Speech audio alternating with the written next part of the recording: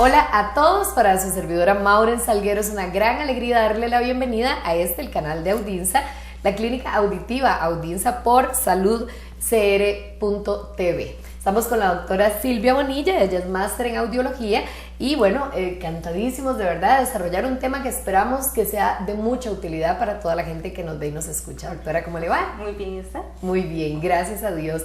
Hablábamos un poquitito antes de entrar al aire de la importancia de tener conciencia de si efectivamente yo estoy enfrentando pérdida auditiva. Claro.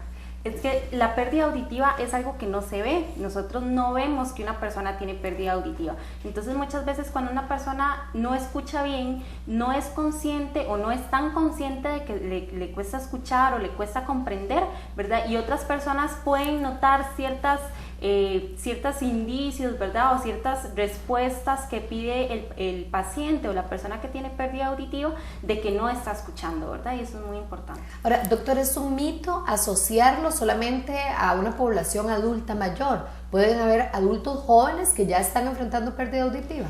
Uno esperaría que una persona adulta mayor tenga ya cierta dificultad para escuchar o para comprender cuando le están hablando. Sin embargo, la pérdida auditiva no descarta en edad, ¿verdad? Y podemos ver adolescentes, niños o adultos jóvenes con una dificultad auditiva importante, principalmente porque ahora nos exponemos mucho al ruido y hay muchas fábricas y muchas empresas que vemos frecuentemente en el gran área metropolitana que están con exposición al ruido constantemente en la jornada laboral, ¿verdad? Entonces esa persona se está exponiendo más a un factor que puede acelerar esa pérdida auditiva que esperaríamos ver en adultos, pero que también se puede ver en personas jóvenes. Ok, hablemos de síntomas, doctora. Hay cosas que yo percibo y usted menciona cosas que otras personas perciben. Sí, una persona puede sentir que no está escuchando bien, pero la pérdida auditiva va avanzando y se va presentando muy silenciosamente.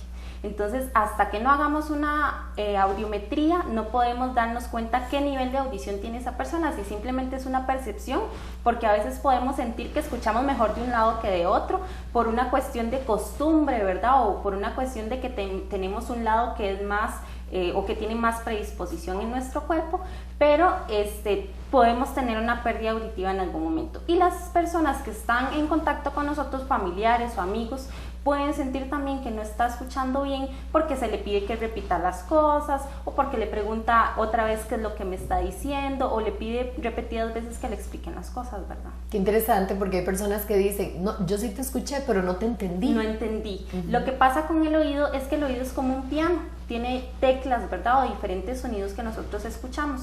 Todos esos sonidos en conjunto son los que una persona emite cuando está hablando y son los que nosotros deberíamos de escuchar. Entonces, igual que un piano, puede ser que una de esas teclas no esté funcionando bien. Entonces, cuando una persona está escuchando, percibe el sonido, pero no le está llegando adecuadamente. Y ahí es cuando dice, sí, escuché que me dijo algo, pero no logré comprender completamente el mensaje, no lo escuché bien. Claro. Doctora, a veces frente a situaciones como esta, acudimos a 1000 consultorios, ¿verdad? Nos perdemos un poco exactamente a cuál especialista es al que nos tenemos que acercar. Sí.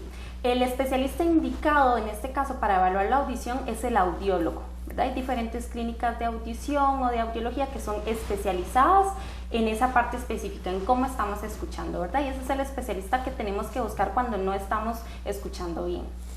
Ahora, doctora, no sé si también será un mito, pero la gente le teme mucho al tema del audífono. Recuerdo otra época, en la que habían audífonos bastante notorios y las personas decían, no, si me van a poner ese aparato, yo prefiero seguir escuchando como escucho. Sí, aún hay cierto rechazo al audífono porque es un dispositivo electrónico y que hay personas que las tienen que utilizar que son muy adultos, ¿verdad? Entonces hay también cierta brecha generacional en donde hay un rechazo a la tecnología, no tanto a cómo se ve el aparato, sino a que es un dispositivo electrónico, ¿verdad?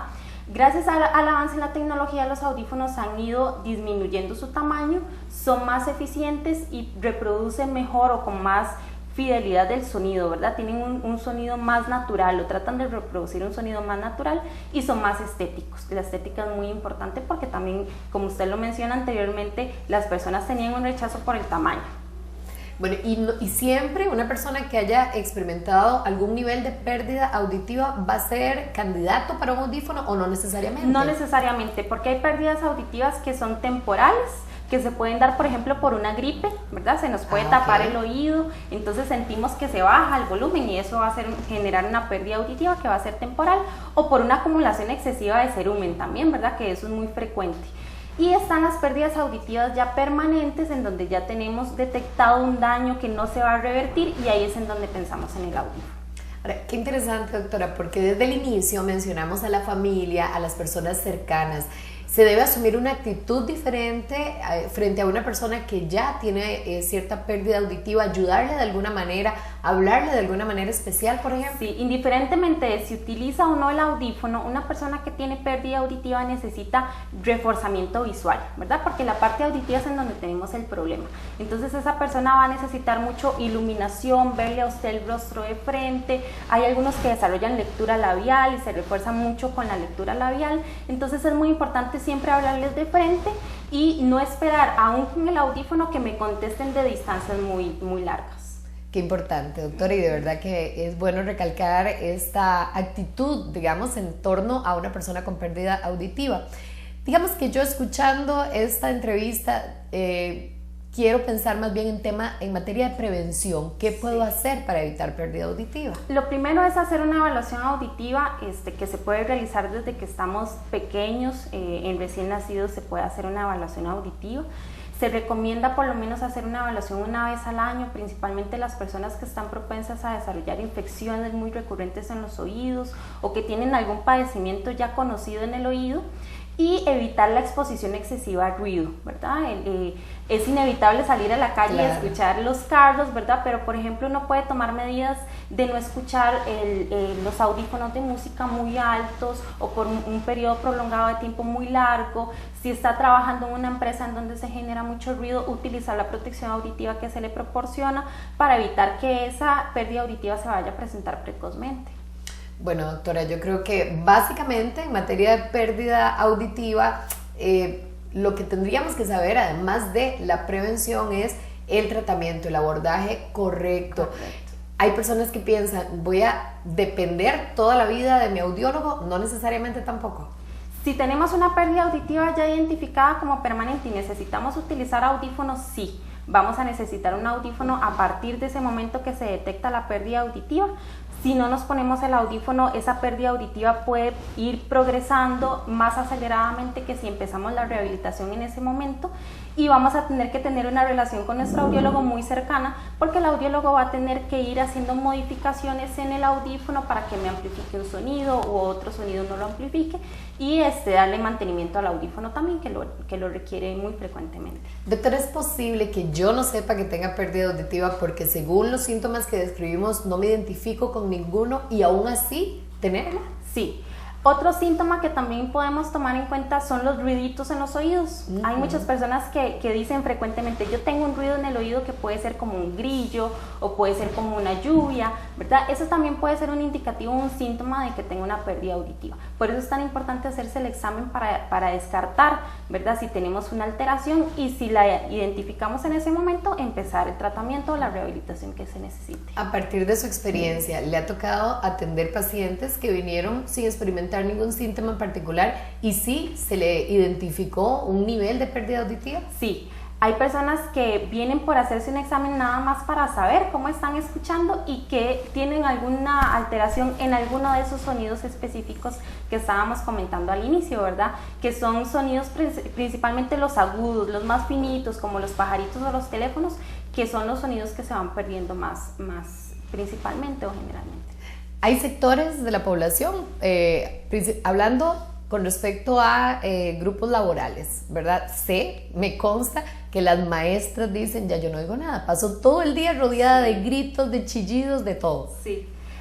Hay personas que se exponen al ruido por el trabajo, que inevitablemente en su día a día tienen que estarse exponiendo a ciertos niveles, ¿verdad? Lo que se dice es que a un volumen de 85 decibeles es más o menos el volumen al que se empieza a presentar un daño durante una jornada de 8 horas continuas.